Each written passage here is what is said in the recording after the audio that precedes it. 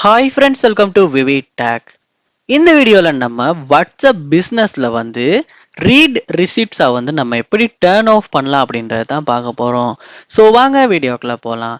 Video கடைசி வரைக்கும் skip பண்ணாம பாருங்க. இதுதான் நம்ம சேனலுக்கு ஃபர்ஸ்ட் டைம் வந்திருப்பீங்களா இருந்துச்சுன்னா நான் தான் விக்னேஷ். மறக்காம நம்ம சேனலை சப்ஸ்கிரைப் பண்ணிட்டு அப்படியே பார்த்துல பெல் ஐக்கனையும் கிளிக் பண்ணுங்க.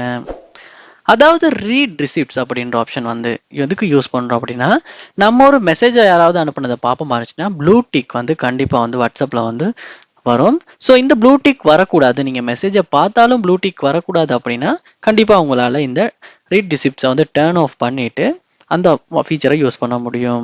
ஏன்னா வாட்ஸ்அப் பிஸ்னஸ் யூஸ் பண்ணுறப்ப கண்டிப்பாக நிறையா மெசேஜஸ் வந்து நமக்கு வரும். ஸோ அந்த டைம் வந்து நம்ம தவறுதலாக சம்டைம்ஸ் வந்து ஒரு சட்டை ஓப்பன் பண்ணி ரீட் பண்ணிடலாம்.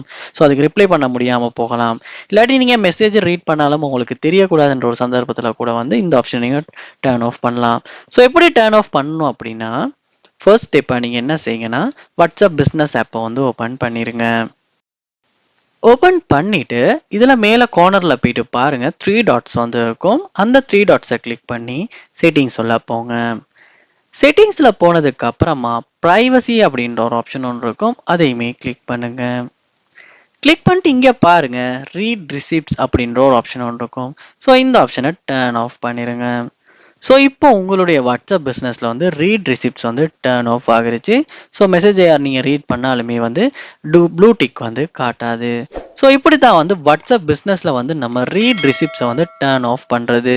ஸோ இந்த வீடியோ உங்களுக்கு ரொம்பவே யூஸ்ஃபுல்லாக இருந்திருக்கும்னு நினைக்கிறேன். இது போல் நிறைய வீடியோ பார்க்கணுன்னா கண்டிப்பாக நம்ம சேனலை சப்ஸ்கிரைப் பண்ணுங்கள். அப்படியே பார்த்துட்டு பெல் ஐக்கனையும் கிளிக் பண்ணுங்கள். தேங்க்யூ.